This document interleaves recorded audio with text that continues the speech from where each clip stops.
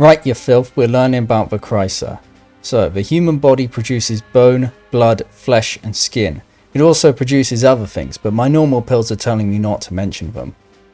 Krysa are people whose bodies produce those things, but also two types of crystal: lasting crystal and fleeting crystal. These are then used for cool biology and abilities they have, which have enabled the Krysa and those who have fought alongside them to conquer the entirety of Lamara. They are referred to as a type of magic family because being a Krysa is hereditary, but two random Krysa aren't likely to be close relatives. This video will talk about the crystals, then Krysa abilities and biology, and then everything else, so you can easily skip anything you are not interested in. Lasting crystal is see-through and sometimes mistaken for glass. It's stronger than and about as heavy as steel, as brittle as diamond, and doesn't deteriorate, get weaker over time, give you up or let you down, like gold. You could make a lasting crystal sword and leave it in a crypt, and 10,000 years later it would be exactly as you left it, assuming of course that nobody came and smashed it up. Stronger than steel doesn't mean completely indestructible. Lasting crystal is heavy, just like the clubs with which my uncle used to beat me, and a Krysa's body expends a lot of energy making it. It's also harder to control the shape in which lasting crystal grows. Fleeting crystal is like my marriage. When it's created, it's extremely strong, however it gets weaker and weaker over time, eventually breaking down entirely into shiny dust and vapor. That dust and vapor is slowly absorbed into nature, eventually leaving no trace it ever even existed. This is because it's held together and strengthened by magic from the Krysa's body, but this magic leaks out of it over time. If the shiny dust, vapor and some new magic are mixed together, then they turn back into fleeting crystal, and things made out of fleeting crystal last longer if supplied with more new magic. If we continue comparing fleeting crystal to marriage, then new magic is the dopamine rush any couple gets after committing a felony together. I personally recommend bank robbery and first-degree murder. We're going to start strong, hot and sweaty with how these affect their biology. A Krysa's bones, teeth and nails are all made of lasting crystal. This makes them much stronger than normal teeth and bones and enables them to heal much faster than would be possible otherwise. Krysa can also fully regrow their bones, teeth and nails if they are removed or completely destroyed. I am especially jealous of them being able to regrow their teeth, as my uncle would systematically pummel me for tooth fairy money and I only have dentures. Having strong bones is useful for durability. Krysa can handle larger falls and harsher blows without their bones breaking. Weapons are known to shatter and snap against Krysa rib cages and skulls, but it's worth remembering that lasting crystal is strong, not unbreakable, and there are ways around the skull and rib cage, so Krysa aren't invulnerable. Perhaps if I had a weapon-proof rib cage, my ex-wife wouldn't have been able to reach into my chest and rip my heart in two.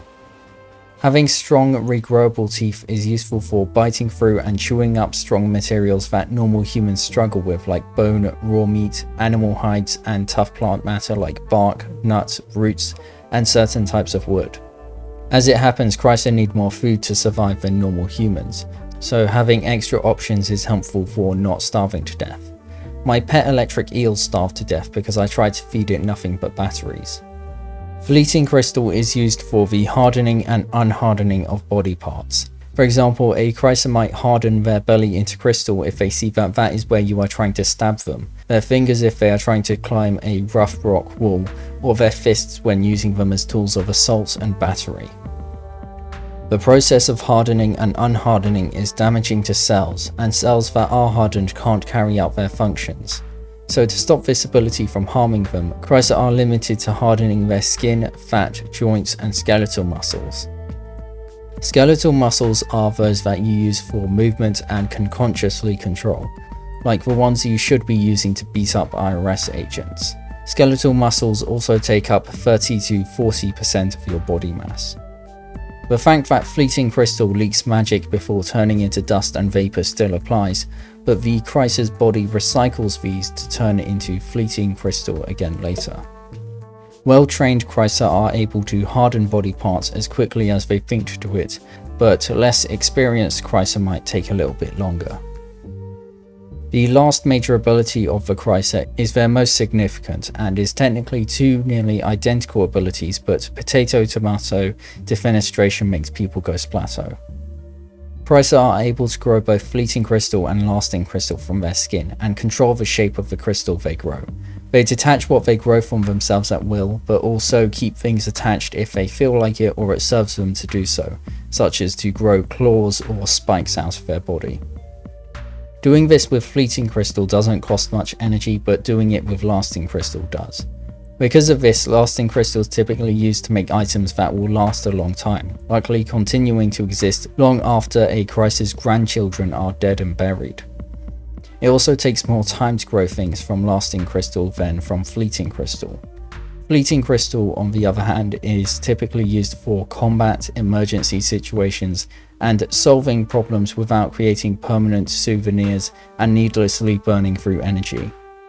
Now that we are done with the abilities of the Krysa, it's time to get under their clothes and explain some of their biological quirks. These are small pedantic things, so here's the time to skip to if you don't love me enough to give me watch time, but it is pretty interesting.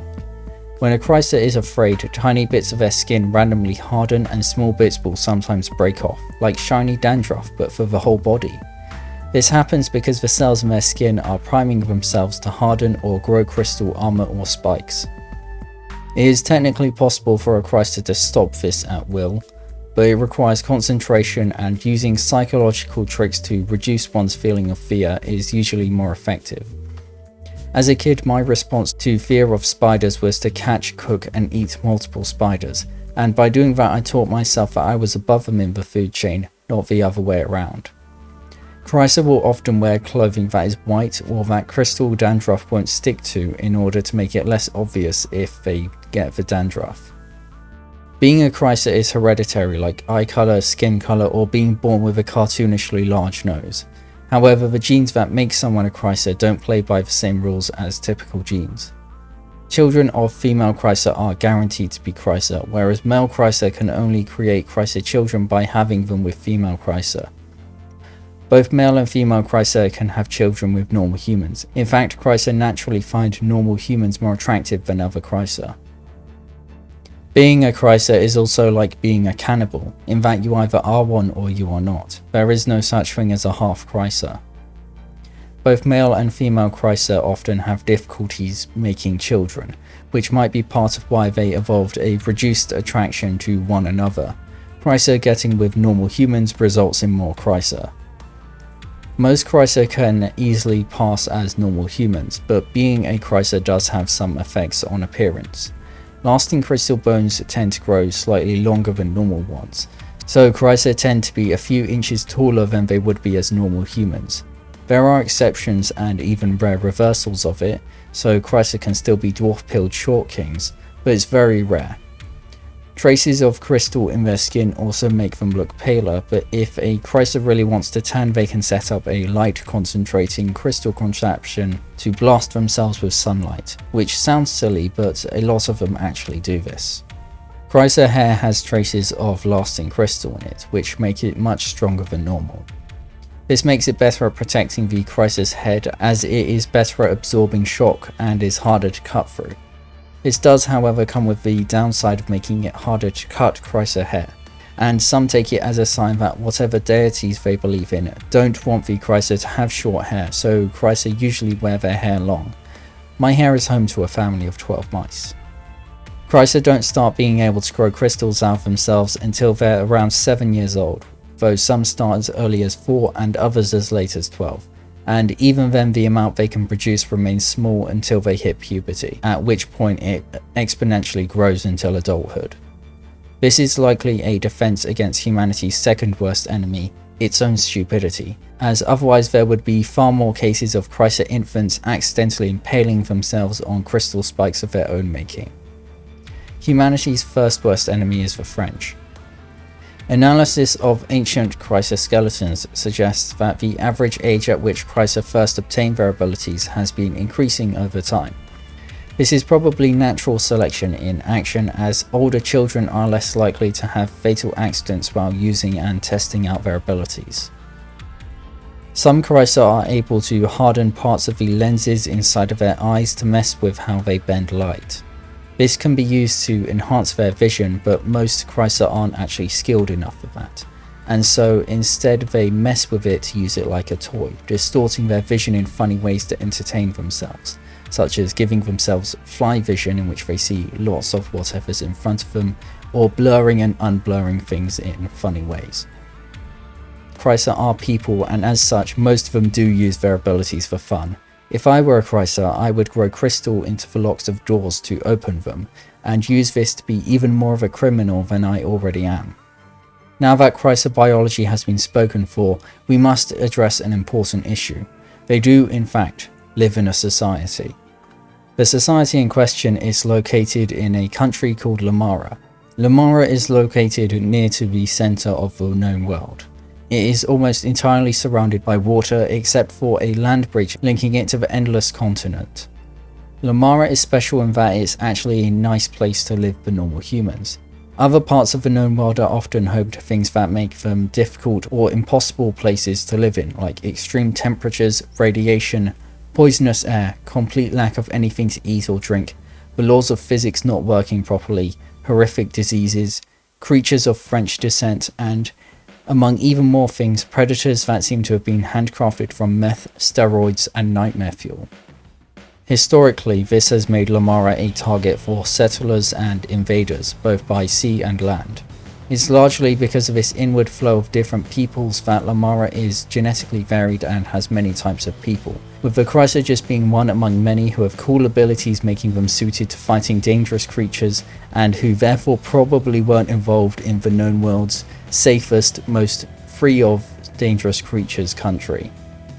My uncle had an ability he called Sleepy Night, in which he would make me sniff a handkerchief, and then I would wake up missing multiple organs.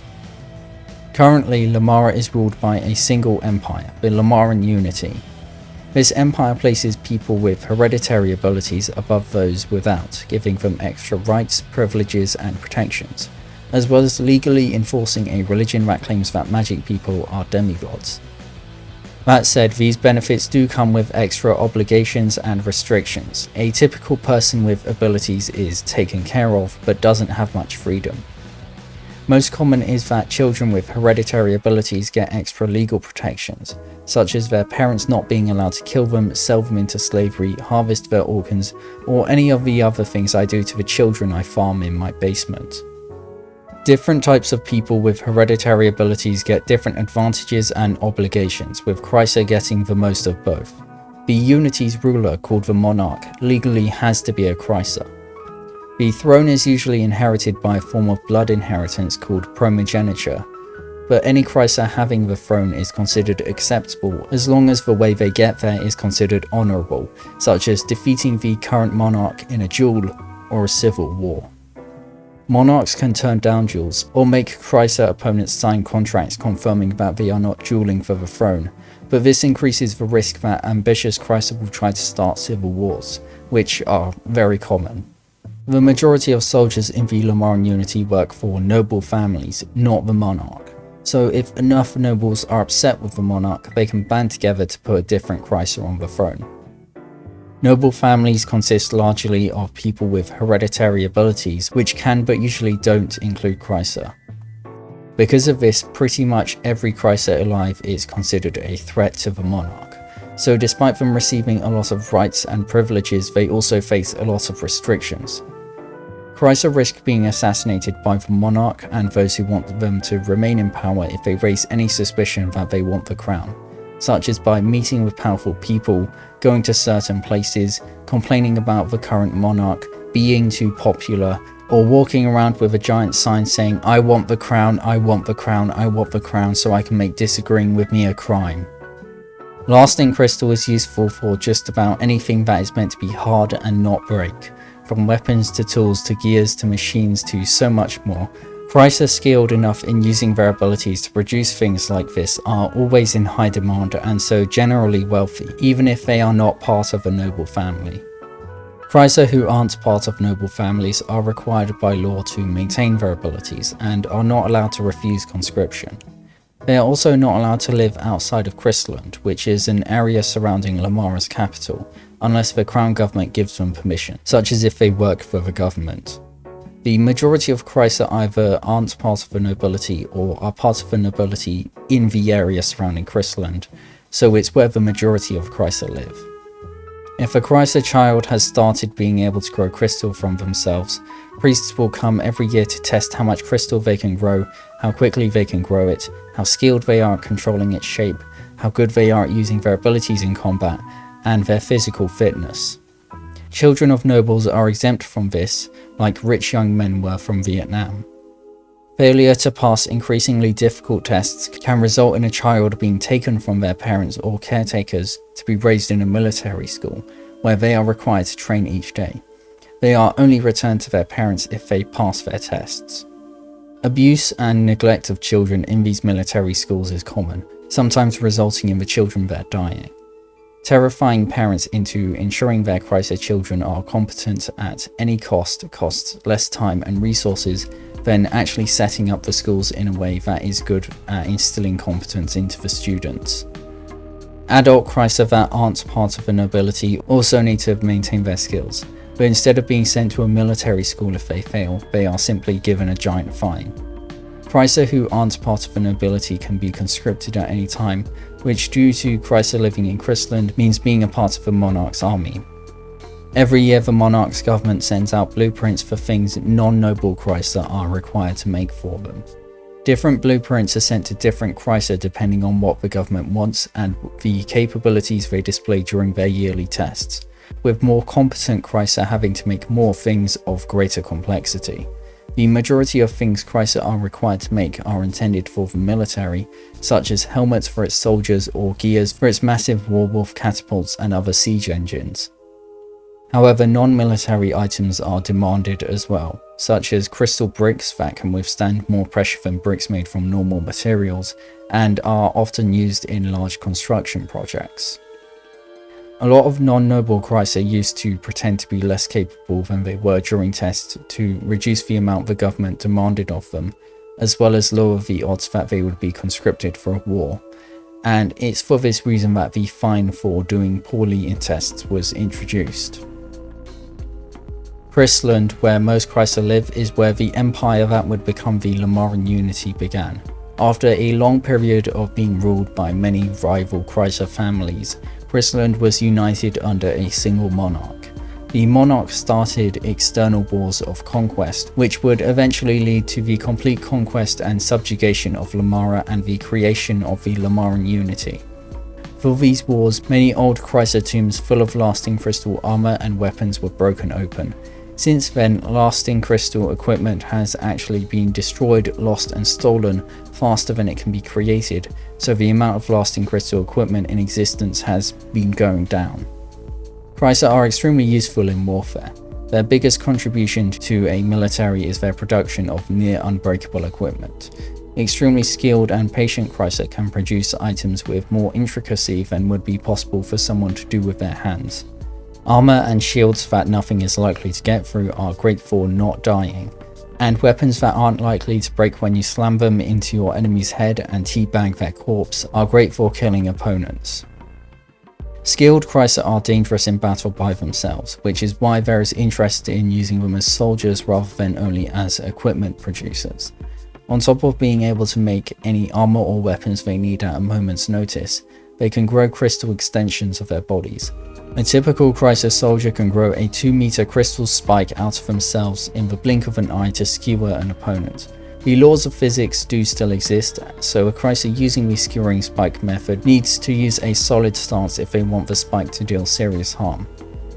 Krysa have developed a lot of martial arts, exercises, techniques and fighting styles to go with their abilities. Fleeting crystal weapons might not last forever, but they do last longer than a typical battle, and a Krysa can produce a lot of them, so Krysa are also useful for immediate production of equipment whenever it's necessary. Overall, Krysa have a slight advantage in combat against similarly skilled members of most other magic families, but that can easily be reversed under the right circumstances, and they are far from invincible. Krysa would not have been able to conquer Lamara if they didn't have other types of magic person fighting alongside them. Speaking of not being invincible, Krysa actually do have quite a few weaknesses. Firstly, Krysa need to eat a lot more than humans. This extra need to eat is greater the more they use their abilities, with some taking up the life of a living factory in which food goes in and lasting crystal items come out. During a famine, Krysa might be banned from using their abilities so that they don't deplete food supplies that other people need. Or they might be targets of violent crime, as people think that killing Krysa will mean more food for themselves and their loved ones. This same logic applies to a lot of magic families, as needing to eat more is the usual cost of having cool abilities. Hardening flesh and growing crystal from themselves both cost energy, so Krysa who do a lot of either will get tired. A common tactic for fighting Krysa is to bait them into overusing their abilities and exhausting themselves. It's fairly common for inexperienced Krysa to pass out from exhaustion on battlefields and then be very easily killed or captured. Earwood can be used to destroy fleeting crystal. When still living material from an earwood tree makes contact with anything containing magic, it quickly absorbs that magic into itself and uses it to grow. It doesn't absorb every bit of magic instantly, it takes a bit of time to do that. Fleeting crystal is turned into dust and vapor whenever it's touched by earwood. This can create openings in any fleeting crystal armor a Krysa has grown over themselves. If there is any earwood in a Krysa's body, then any attempt to use their abilities will be less effective, and make the earwood grow inside of them and tear them apart from within. A Krysa with earwood inside them shouldn't use their abilities until they can get the earwood surgically removed, and then should wait a few days for their immune system to destroy any traces of it still inside them. Earwood trees don't grow in Lamara, and possession of earwood is illegal because of how it could be used to assassinate a monarch or other important Krysa, but something being difficult to obtain doesn't make it impossible to obtain, especially for someone who is strongly motivated. Krysa have stronger immune systems than most people, but these immune systems aren't perfect. In fact, there are some diseases which affect Krysa more than they do normal people.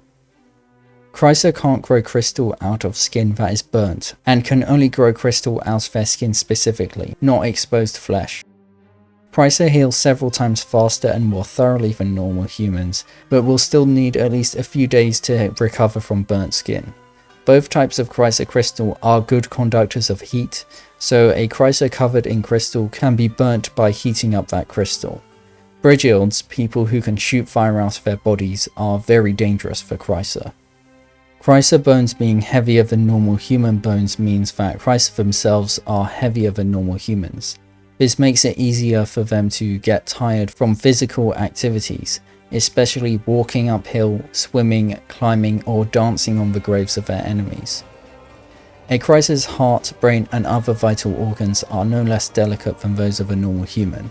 A very common technique used against Krysa in combat is for two people with maces or clubs to take turns hitting the Krysa's head from different directions. This causes the Krysa's brain to slam against the inside of their skull, knocking them out completely. In boxing, there is a similar move called the 1-2, which was used on me by a federal agent during one of my more recent arrests. So as we finish this video, don't forget that even the toughest magic family in Lamara has its weaknesses. Even completely normal people can take down self-proclaimed demigods with perseverance, cunning, and a bit of luck. Lick the like button, submit to subscription, and comment your concerns as a citizen of the Jimothy Empire, as well as questions about the Krysa and the world they live in. Feedback, even the kind that doesn't stroke my ego, is always appreciated.